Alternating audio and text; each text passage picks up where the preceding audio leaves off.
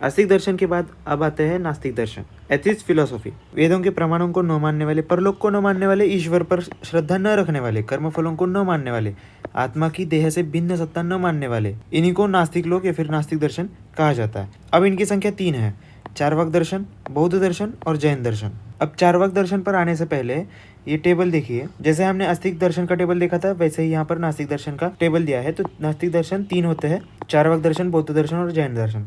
पहले आते हैं चार्वाक दर्शन। देखिए, इसके प्रवर्तक आचार्य है बृहस्पति, इसीलिए इसका पर्याय भी है बृहस्पत्य दर्शन या फिर लोकायत दर्शन, क्योंकि ये लोगों में बहुत ज़्यादा फेमस है, इसलिए लोकायत दर्शन। फिर है बौद्ध दर्शन। बौद्ध दर्शन का आपको पता होगा, गौतम बुद्ध। प्रवर्तक आचार्य के बाद हम आते हैं प्रमुख सिद्धांत पर। स्वभाववाद ये दिया था चार्वाक दर्शन ने, फिर बौद्ध दर्शन ने दिया था क्षणभंगुरवाद और जैन दर्शन ने अनेकांतवाद। प्रमाणों की बात करें तो चार्वाक दर्शन सिर्फ प्रत्यक्ष को मानता है, बौद्ध दर्शन और जैन दर्शन ये दोनों भी 2 प्रमाणों को मानते हैं जो कि प्रत्यक्ष और अनुमान कहलाते हैं। बौद्ध दर्शन का पर्याय है तथागत दर्शन या फिर सौगत दर्शन और जैन दर्शन का पर्याय है अरहत दर्शन। अब आते हैं चार्वाक दर्शन पर। देखिए, जैसे कि हमने बात किया, चार्वाक दर्शन में पर्याय है लोकायत दर्शन, बृहस्पत्य दर्शन, भौतिकवाद, वैतंडिक दर्शन। इसके प्रवर्तक आचार्य है बृहस्पति। अब ये पहला वाला जो पैराग्राफ है इसमें दिया है कि भारतीय साहित्य में अनेक बृहस्पतियों का उल्लेख है, मतलब बृहस्पति आचार्य बहुत सारे हुए हैं, बहुत लोग हुए हैं बृहस्पति नाम से। तो ये कहता है कि इसका भी चार्वाक दर्शन का रचनाकार कौन है ये बताना मुश्किल है। अब कुछ बृहस्पति आचार्यों का यहाँ पर वर्णन दिया है, मतलब नाम दिए है कि देवगुरु बृहस्पति, लौक्य बृहस्पति, तार्किक बृहस्पति, अर्थशास्त्र के प्रवर्तक बृहस्पति, कामसूत्र के प्रवर्तक बृहस्पति, अंगिरस बृहस्पति और वेद विनिंदक बृहस्पति। तो इतने सारे बृहस्पति है। अभी ये वाले कौन से है ये नहीं पता, मतलब उतनी इन्फॉर्मेशन नहीं है। आगे आता है चार्वाक दर्शन का परिचय। चार्वाक दर्शन एक नास्तिक दर्शन है, हमें पता। फिर ये लोकायत दर्शन भी है, क्योंकि लोकेशु आयतः लोकायतः, इसका क्या मतलब है कि लोगों में बहुत ज़्यादा प्रचलित है, इसलिए उसको लोकायत दर्शन कहा जाता है। और लोकायत का अर्थ ये भी है कि इहलौकिक या फिर भौतिकवाद। अब चार्वाक दर्शन का अर्थ समझिए। चार्वाक यानी क्या? चारु प्लस वाक, वाक मतलब बोली और चारु मतलब मीठी, यानी मीठी बोली बोलने वाले चार्वाक कहलाते हैं, मतलब चार्वाक दर्शन से आते हैं। तो चार्वाक दर्शन का संप्रदाय आनंद और सुख भोग का संप्रदाय है। आगे है चार्वाक के आचार्य। जैसे कि हमने देखा कि प्रवर्तक आचार्य बृहस्पति थे। अब ऐसा नहीं कि सिर्फ बृहस्पति ही थे, बाकी भी आए होंगे ना बाद में, तो एकमात्र अंतिम दार्शनिक नहीं थे, ऐसा कहा है। फिर चार्वाक वृत्ति के अनेक आचार्य हुए, जैसे कि अजिता, पूर्णा कसप्पा, संजय इत्यादि। आगे हम आएंगे प्रमुख सिद्धांतों पर। देखिए, चार्वाक दर्शन के प्रमुख सिद्धांत क्या है? सुखवाद। पहले तो जानिए सुखवाद। अब देखिए चार्वाक दर्शन ने एकदम मस्त बात कही है कि देखिए, जब तक रहेंगे तब तक सुखी रहेंगे। अपने पास अगर धन नहीं है तो दूसरे से उधार लेकर घृत पीना है, अर्थात धन लेना है और मौज मजा करना है, क्योंकि मृत्यु के पश्चात एक बार शरीर को जलकर मतलब भस्मीभूत होना है। तो इसके बाद कौन देखा है क्या होता है क्या नहीं, तो जब तक जियो तब तक मौज से रहो। फिर आगे ये भी कहते हैं कि जब तक जीना है मृत्यु के डर से बिना जियो, कि मृत्यु के बाद ये होगा तो हमारा कैसा होगा, तो जीवन को एकदम प्रसन्न चित्त होकर जियो, ऐसा ये उपदेश करते हैं। अब इसका ये भी अर्थ नहीं कि दूसरों को दुख देकर जिए, क्योंकि बाद में वो भी आपको दुख ही देगा। आगे आता है प्रमाण वर्णन। चार्वाक दर्शन केवल प्रत्यक्ष प्रमाण को मानता है, मतलब सिर्फ प्रत्यक्ष प्रमाण, यानी जो दिखता है, जो सुनाई पड़ता है, उसी को ये सत मानते हैं। अन्य सारे पदार्थ असत मानते हैं। अब बाकी पदार्थों में अनुमान भी आया, बाकी अब्दोपदेश भी आया, मतलब सारे इनको नहीं मानते। और ये अनुमान को लेकर कहते हैं कि केवल संभावनाओं को उत्पन्न किया जाता है, उसका हमें प्रमाण नहीं दिया जाता है कि वो प्रत्यक्ष है। तो इसलिए जो हम अपने आँखों से देखेंगे, अपने कानों से सुनेंगे, वही ये लोग मानते हैं। और इनका कहना है कि ज्ञान केवल प्रत्यक्ष से ही हो सकता है। जैसे कि एक एग्जाम्पल दिया है कि धुएं को देखकर हम केवल अग्नि की संभावना उत्पन्न कर सकते हैं। अग्नि वहाँ पर उपस्थित होगी या नहीं, ये समीप जाकर यानी प्रत्यक्ष दर्शन करके ही हमें समझ में आएगा। आगे है चार्वाक और महाभूत। अब आप सोच सकते हैं कि हमें 4 महाभूत तो दिखते हैं, हम फील कर सकते हैं उनको, लेकिन आकाश महाभूत हम फील नहीं कर सकते, वो अनुमान की बात है, मतलब प्रत्यक्ष दर्शन उसका नहीं होता है। तो ऑब्वियसली ये 4 चीज़ों को यानी 4 महाभूतों को सिर्फ मानता है, आकाश को नहीं मानता। आकाश का प्रत्यक्ष अनुभव नहीं किया जा सकता, इसलिए आकाश को मैं नहीं मानता, ऐसा कहता है। चार्वाक दर्शन और आत्मा। अब बताइए, आत्मा को मान्यता होगी या नहीं? बिल्कुल नहीं, क्योंकि ये नास्तिक दर्शन है। ऊपर से आत्मा प्रत्यक्ष हम देख नहीं सकते, फील नहीं कर सकते। तो चार्वाक दर्शन ने आत्मा की उपस्थिति नहीं मानी है। और चैतन्य आत्मा का गुण नहीं है। चैतन्य यानी कॉन्शियसनेस, चैतन्य शरीर का ही गुण है। अब इसी को सिद्ध करने के लिए चार्वाक दर्शन में कहा गया है कि जब तक शरीर है तब तक चेतना है, शरीर के छूट जाने पर चेतना भी छूट जाती है। मतलब जब हम शरीर को जलाकर भस्म कर देते हैं तब चेतना भी नहीं रहती। अब एक एग्जाम्पल से इन्होंने कहा है कि हमें जिस प्रकार से पान, कत्था, सुपारी, चूना, इनका लाल रंग तो नहीं रहता है, मतलब नहीं दिख पाता है हमें, लेकिन उनको खाने से मुंह में लाल रंग उत्पन्न होता है। उसी प्रकार चार महाभूतों के विशिष्ट संयोग से ही चेतना उत्पन्न होती है, ऐसा इनका कहना है।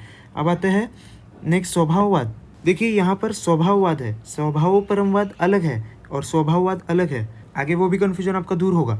अब जो चेतना वाला इधर बताए थे कि महाभूतों के विशिष्ट संयोग से चेतना बनती है, तो उन्हीं का कारण यहाँ पर स्पष्टीकरण मतलब दिया जा रहा है। अब स्वभाववाद से आपको क्या समझ में आता है? स्वभाव यानी नेचर यानी बिहेवियर। तो स्वभाववाद का सहारा लेकर इन्होंने ये कहा है कि ये जगत केवल संयोग मात्र से बना है, ऐसा कोई कारण या फिर नियम नहीं है कि ये जग बनना ही चाहिए, ऐसा कुछ नहीं है, ये बस स्वभाव से उत्पन्न हुआ है। स्वभाववाद जगत की उत्पत्ति में नियम या व्यवस्था को मानता है, परंतु केवल उसके संयोगवश, मतलब नियम है लेकिन बस संयोगवश के लिए वो नियम है। मतलब जैसे कि गुरुत्वाकर्षण है, वो बस उसका स्वभाव है, ऐसा कुछ नियम नहीं है कि इसको मतलब खींचना ही है, एक दूसरे को खींचना ही है, मतलब एक दूसरे पर फोर्स रहेगा ही रहेगा, ऐसा इनका कहना है। सत्य कुछ और हो सकता है। स्वभाववाद कारण का प्रतिरोध नहीं करता, लेकिन फिर भी वस्तुओं में होने वाले परिवर्तन वस्तुओं के ही स्वभावधीन माने गए हैं। जैसे कि अग्नि है, उसके स्वभाव में ही उसकी उष्णता है ना, और जैसे कि जल है वो स्वभावतः शीतल होता है। मतलब इनडायरेक्टली ये कहना चाहते हैं कि स्वभाववाद परिवर्तन में किसी अलौकिक शक्ति का अस्तित्व नहीं है, और फिर परिवर्तन जो होता है, परिवर्तन सिर्फ स्वभाव के कारण होता है। कुछ भी अगर हो रहा है तो वो स्वभाव के कारण हो रहा है, ऐसा इनका कहना है। चार्वाक दर्शन और ईश्वरवाद। अब सीधी सी बात यह है कि ईश्वर के अस्तित्व को नहीं मानते, क्योंकि ईश्वर को प्रत्यक्ष प्रमाण से सिद्ध नहीं किया जा सकता है, और चार्वाक दर्शन प्रत्यक्ष प्रमाण को ही मानता है। अब जैसे कि बीज से अंगूर उत्पन्न हो रहा है, तो ये बोलते हैं कि ये कोई ईश्वर की भूमिका नहीं है, अंकुरोत्पत्ति मिट्टी और जल के संयोग से, मतलब स्वभाव से ही हो रही है। नेक्स्ट है चार्वाक दर्शन और मोक्ष।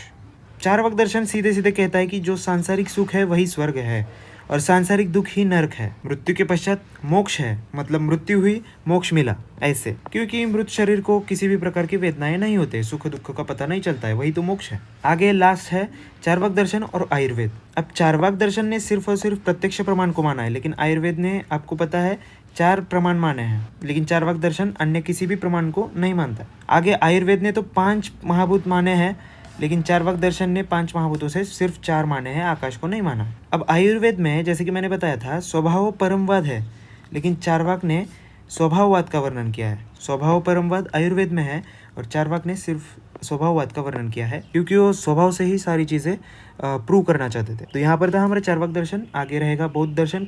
आगे का नास्तिक दर्शन, हम आते हैं बौद्ध दर्शन पर। देखिए, पर्याय है तथागत दर्शन, सौगत दर्शन। प्रवर्तक आचार्य है गौतम बुद्ध।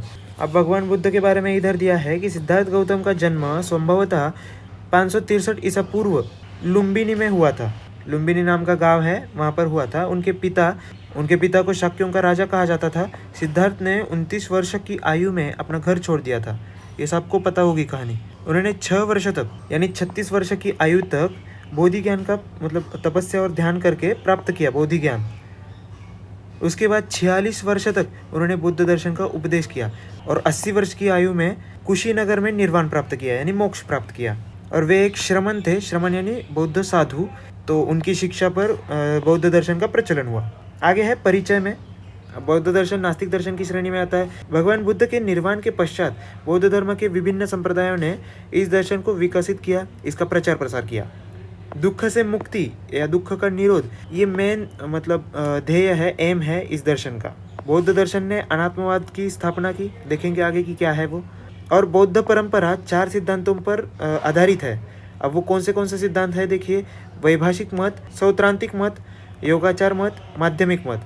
अब ये जो 2 है पहले वाले, इन्हीं को हीन यान कहते हैं। मतलब बौद्ध में 2 प्रकार के यान होते हैं, तो हीन यान और महायान, तो इन दोनों को हीन यान कहते हैं। और इसमें जो आता है वो दक्षिणी बौद्ध कहा जाते हैं। और ये जो योगाचार और माध्यमिक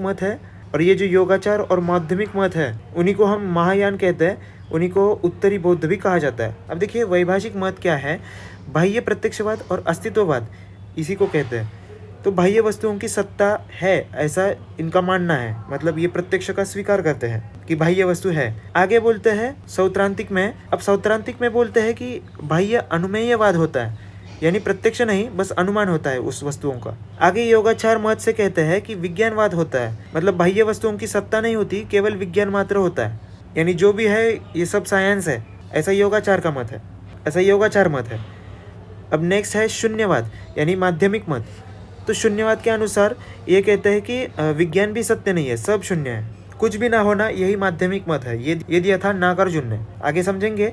बौद्ध दर्शन के आचार्य एवं ग्रंथ। प्रवर्तक आचार्य हमने देखा था भगवान गौतम बुद्ध है। अब अन्य प्रमुख आचार्यों में वसुबंधु, कुमारलात, मैत्रेय, नागार्जुन, नागसेन, असंग, दिग्नाग, धर्मकीर्ति आदि शामिल है। अभी त्रिपिटक आपने कहीं ना कहीं सुना ही होगा। त्रिपिटक यानी हिंदू धर्म में जैसे भगवत गीता होती है, फिर बाइबल रहता है क्रिश्चियन में, तो वैसे ही यहाँ पर त्रिपिटक रहता है। बुद्ध धर्म का प्रमुख ग्रंथ कहलाता है। इसमें भगवान बुद्ध के उपदेश संग्रहित है और ये पाली भाषा में लिखा गया है। त्रिपिटक को 3 भागों में विभाजित किया है, विनय पिटक, सुत्त पिटक और अधिधम्म पिटक। और एक है मिलिंद पन्न यानी मिलिंद के प्रश्न, बौद्ध साहित्य का महत्वपूर्ण ग्रंथ है। ये भी बौद्ध साहित्य का एक महत्वपूर्ण ग्रंथ है। तो मिलिंद प्रश्न में सम्राट मिलिंद के द्वारा उठाए गए शंकाओं का समाधान किया है।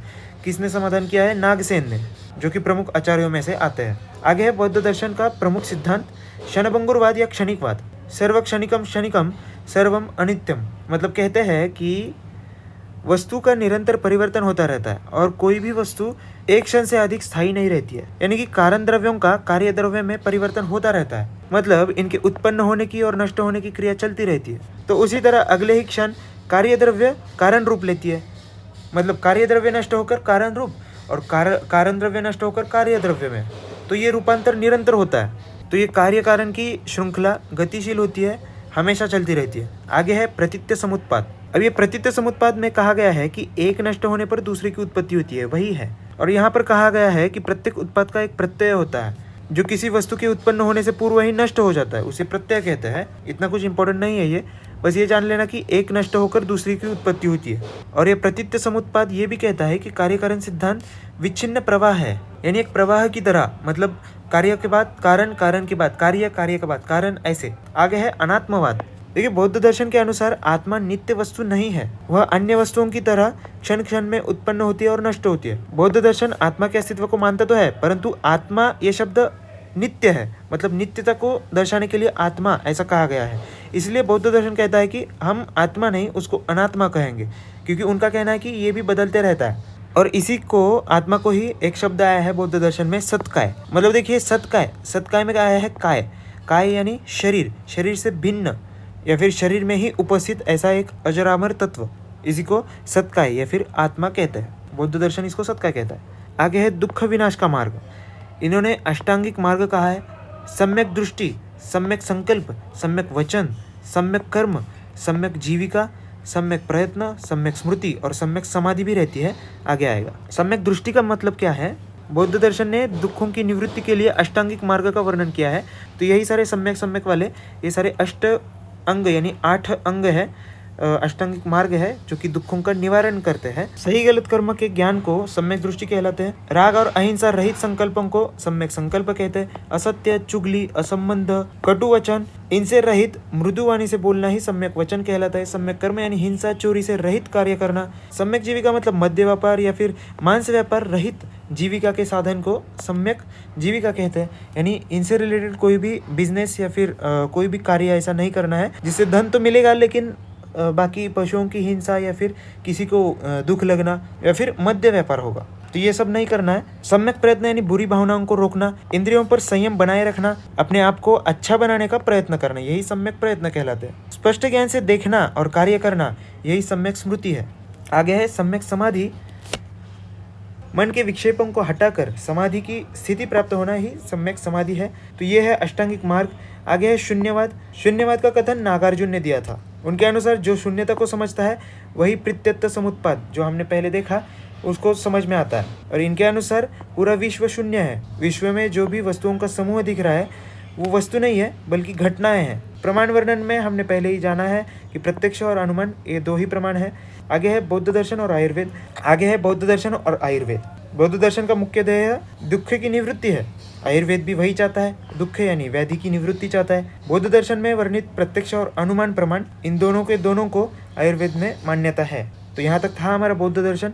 बौद्ध दर्शन के बाद अब आते हैं जैन दर्शन पर। जैन फिलोसॉफी पर्याय है अरहत दर्शन। प्रवर्तक आचार्य वर्धमान महावीर। जैन दर्शन के 24 तीर्थंकर है, जिसमें से भगवान महावीर जैन के 24वें और अंतिम तीर्थकर है, और ऋषभदेव जी प्रथम तीर्थकर है। भगवान ऋषभदेव ने ही जैन धर्म का प्रवर्तन किया, और यहाँ पर 24 तीर्थंकर का नाम है, पढ़ सकते हैं। और ऋषभदेव जी पहले है और अंतिम महावीर जी है, इनको याद रखिए बस, बाकी के उतने इंपॉर्टेंट नहीं है।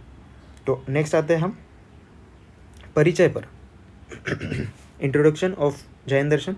चार्वाक दर्शन की तरह जैन दर्शन भी वेदों को मिथ्या ही कहता है, और जैन शब्द आया है जिन से। जिन यानी वह व्यक्ति जिसने अपनी इच्छाओं को और मन पर विजय प्राप्त कर लिया है। जीवन मृत्यु के चक्कर से जिन्होंने मुक्ति प्राप्त कर ली है, उन्हीं को जिन कहा जाता है। जिन यानी जैन, इसी से निर्माण हुआ। जैन दर्शन सबसे ज्यादा अहिंसा को महत्व देता है, मतलब इसका बेस अहिंसा है, और संतुलित जीवन जीने की कला प्रदान करता है जैन दर्शन। जैन धर्म की 2 शाखा है, दिगंबर, श्वेतंबर। बहुत लोगों को ये पता भी होगा। दिगंबर साधु नग्न रहता है, श्वेतंबर यानी श्वेत वस्त्र का धारण करता है। जैन दर्शन के आचार्य एवं ग्रंथ प्रथम तीर्थंकर वृषभदेव, और ये 24 तीर्थंकरों से सबसे पहले आते हैं, इसलिए आदिनाथ भी इनको कहा जाता है। आगे है वर्धमान महावीर, इन्हें प्रवर्तक माना जाता है जैन दर्शन का। अब भगवान महावीर के निर्वाण के पश्चात, निर्वाण यानी मैंने बताया था मोक्ष, इनके पश्चात जैन धर्म का प्रचार प्रसार गंधर गौतम जैन ने किया। जैन दर्शन का प्रमुख साहित्य मागधी भाषा में लिखा गया है, और एक महत्वपूर्ण ग्रंथ है तत्वार्थ सूत्र, जो कि संस्कृत भाषा में लिखा गया है, और लिखा गया है आचार्य उमा स्वामी द्वारा। तो ये भी एक महत्वपूर्ण ग्रंथ है। और ये जो आचार्य उमा स्वामी थे, ये कुंद नाम के स्वामी के शिष्य थे। अब इनके पश्चात अनेक विद्वानों ने संस्कृत भाषा में ही ग्रंथ लिखे हैं जैन दर्शन के। तो इसमें आता है तत्वार्थ सार, तत्वार्थ वार्तिक, तत्वार्थ वृत्ति, अष्टसहस्त्री, पत्र परीक्षा आदि। आगे आते हैं जैन दर्शन के प्रमुख सिद्धांतों पर। जैन दर्शन के अनुसार जगत यानी ये पूरा वर्ल्ड जड़ और चेतन इन तत्वों के, इन पदार्थों के संयोग से बना है। इन्होंने 7 तत्व माने हैं। कौन से आइए देखते हैं। जीव, अजीव, आश्रव, बंध, संवर, निर्जरा, मोक्ष। तो ये 7 तत्व जैन दर्शन में बहुत महत्वपूर्ण है। जीव यानी चेतना युक्त पदार्थ, अजीव यानी चेतनाहीन या फिर जड़ पदार्थ, आश्रव यानी ऐसी चीज़ या फिर ऐसा कोई मार्ग, ऐसा कोई कर्म जिससे जड़ कर्म, मतलब जो भी जड़ शरीर द्वारा किया जाता है, वो आत्मा में छप जाता है, आत्मा में प्रविष्ट हो जाता है। आगे है बंध। बंध यानी जीव और कर्म एक ही हो जाना, मतलब कहते हैं ना हम कि कर्म से बंधा गया है जीव, इसीलिए मृत्यु लोक में है। फिर है संवर। आश्रव को रोकना, यही संवर है। मतलब ये जो आश्रव है कि जड़ कर्म आत्मा में छप जाता है, मतलब कोई भी कर्म को, बेसिकली भगवत गीता में भी यही कहा है कि कर्म से जुड़ो मत, कर्म बस किए जाओ, जुड़ो मत उनसे। तो इसी को ना जुड़ना यानी संवर कहा जाता है। अब ये संवर होने के बाद निर्जरा यानी कर्मों का आत्मा से अलग होना, और मोक्ष, आखिर में आता है मोक्ष, कर्मों का पूर्णतः क्षय होना और मोक्ष मिलना, ऐसा जैन दर्शन मानता है। फिर आगे है जैन दर्शन के पदार्थ। 9 पदार्थ माने हैं। ऊपर के जो 7 तत्व है हमने जो अभी डिस्कस किए, जीव अजीव, ये प्लस पाप और पुण्य, ये 9 तत्व इन्होंने माने हैं, यानी 9 पदार्थ। आगे है जैन दर्शन के द्रव्य। 6 द्रव्यों को माना है, धर्म, अधर्म, आकाश, काल, पुद्गल और जीव। अब इन 6 द्रव्यों में से धर्म और अधर्म आया है, तो ये पाप पुण्य को मत जोड़ो, ये अलग है। यहाँ पर दिया है कि एक स्वतंत्र द्रव्य है जो गतिशील जीव और पुद्गल की गति में सहायक होता है। आगे कहता है कि धर्म, अधर्म, आकाश और काल ये गतिहीन और निष्क्रिय है, और इसी में से धर्म नामक जो द्रव्य है ये अमूर्तिक, व्यापक, निष्क्रिय और अदृश्य है। मतलब इनके गुण बताया है इन द्रव्यों के। अब इनको छोड़कर जो गतिशील द्रव्य है उन्हीं की गति के लिए ये बहुत ज़्यादा आवश्यक है, और यही जरिया है, ऐसा माना गया है। आगे है जैन दर्शन ने शब्द को पुद्गल कहा है, और वैशेषिक दर्शन ने शब्द को आकाश का एक गुण बताया है, और यही गुण आकाश की तरह अमूर्त भी है, ऐसा कहा है। और फिर से यहाँ पर कहता है कि किंतु शब्द आकाश का गुण नहीं हो सकता है। क्यों नहीं हो सकता है? क्योंकि ये अमूर्त है, यहाँ पर आया है अमूर्त, और हमारी इंद्रिया क्या है? मूर्त है, और उनके द्वारा ये जाना जा सकता है, इसलिए ये ऐसा नहीं हो सकता। और अगर शब्द आकाश का गुण होता भी तो आकाश की तरह उसे व्यापक और अमूर्त होना चाहिए था, और अगर अमूर्त होता तो इंद्रिय द्वारा ग्राह्य नहीं हो सकता था। आगे है जैन दर्शन और आत्मा। जैन दर्शन आत्मा को या फिर जीव को उपयोगमयी, अमूर्त, कर्ता, स्वदेही परिणाम वाला, भोक्ता, संसारी, सिद्ध, ऊर्ध्वगति वाला ऐसा मानता है। यानी ये सारे आत्मा के गुण हैं जैन दर्शन के अनुसार। आगे है मोक्ष का मार्ग। सम्यक दर्शन ज्ञान चरित्रानी मोक्ष मार्ग। सम्यक दर्शन, सम्यक ज्ञान, सम्यक चरित्र, यही मोक्ष है, यही मोक्ष का मार्ग है। 5 व्रत बताए हैं। अहिंसा, सत्य, अस्तेय या फिर अचौर्य हम कहते हैं, मतलब चोरी ना करना, ब्रह्मचर्य और अपरिग्रह। अपरिग्रह यानी धन का संचय ना करके रखना, तो इसी को पंचव्रत कहा गया है। आगे है अनेकांतवाद। अनेकांतवाद का सिद्धांत जैन दर्शन के तत्वशास्त्र से संबंधित है। अनेकांतवाद एक ऐसी विशाल दृष्टि है, मतलब एक ब्रॉड स्पेक्ट्रम है, जिसमें वस्तुओं के सभी धर्मों का समन्वय हुआ है, मतलब सारी चीज़ें इंक्लूडेड है। मतलब आगे समझाते हैं कि जैन दर्शन इस संसार में जितने भी वस्तु है, अनेक वस्तुओं के अस्तित्व को मानता है और कहता है कि इन प्रत्येक वस्तु के अनंत धर्म है, अनंत पहलू है, अनंत धर्मकम वस्तु, यानी कुछ न कुछ इरादा है, इसीलिए वो इस दुनिया में है। जैन दर्शन के अनुसार प्रत्येक वस्तु के दो पक्ष है, नित्यता और अनित्यता, और इनके अनुसार वस्तुओं के अनेक गुण भी है, जिनमें कुछ नित्य है और कुछ अनित्य है, यानी स्थायी और अस्थायी। टेंशन मत लीजिए, आगे सब एक्सप्लेन किया है। नित्य गुण वस्तुओं में निरंतर विद्यमान रहता है और अनित्य गुण निरंतर परिवर्तित होता है।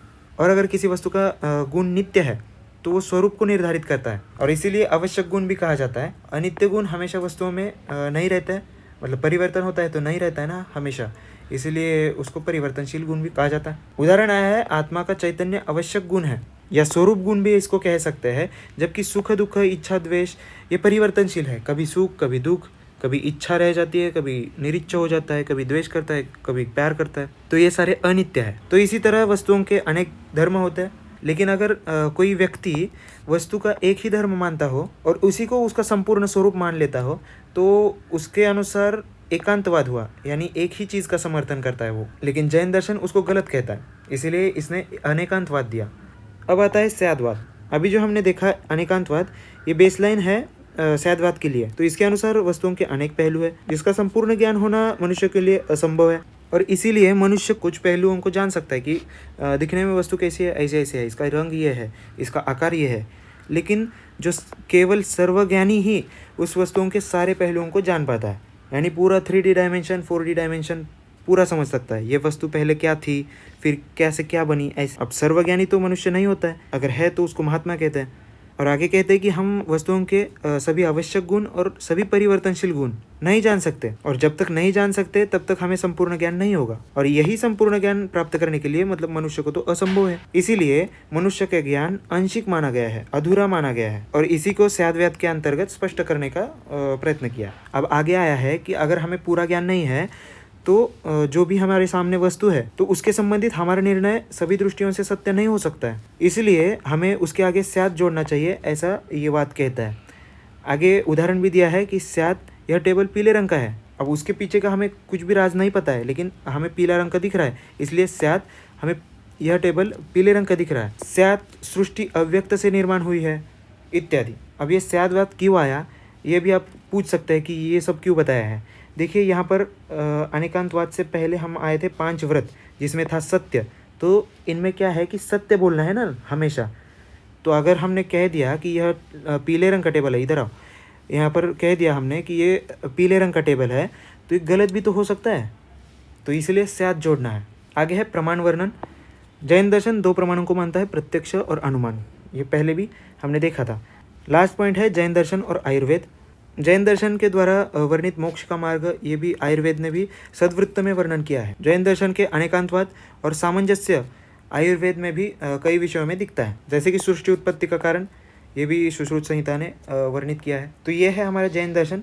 आगे एक छोटा सा ही चैप्टर है, आयुर्वेद एक स्वतंत्र दर्शन। बहुत ज़्यादा छोटा चैप्टर है, हम देखते हैं एक बार, क्योंकि इसके बाद हमारा चैप्टर ही खत्म हो जाएगा। देखिए अब आयुर्वेद एक स्वतंत्र दर्शन।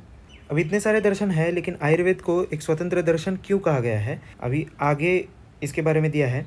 अभी आपने देखा होगा कि सारे दर्शनों में पदार्थों का वर्णन आया है, और इन पदार्थों का तर्कसंगत विवेचन भी किया है वहाँ पर। और उसी प्रकार आयुर्वेद ने भी 6 पदार्थों का वर्णन किया है, मतलब वो जो 6 पदार्थ जो आयुर्वेद में माने हैं उन पर फोकस किया जाए आयुर्वेद में, इसीलिए उसका वर्णन भी किया है और उन प्रमाणों को सिद्ध भी किया है।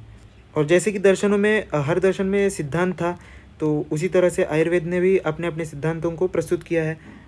आयुर्वेद भी सृष्टि उत्पत्ति का वर्णन करता है, और जैसे कि हमने देखा है कि अधिकांश दर्शन में आस्तिक तो सारे ही सारे, और नास्तिक में भी चारवाक छोड़ के, यानी जैन और बुद्ध, इनमें मोक्ष प्राप्ति के बारे में आया है। तो मूल उद्देश्य मोक्ष प्राप्ति है। आगे बताते हैं, उसी तरह आयुर्वेद का मूल उद्देश्य स्वस्थ व्यक्ति के स्वास्थ्य की रक्षा करना और आतुर के विकार का शमन करना, आतुर यानी रोगी, इनके विकार का शमन करना, यही आयुर्वेद का मुख्य उद्देश्य है। और यहाँ पर देखिए बहुत बच्चों को कंफ्यूज होता है, ये स्वस्थ अलग है और स्वास्थ्य अलग है।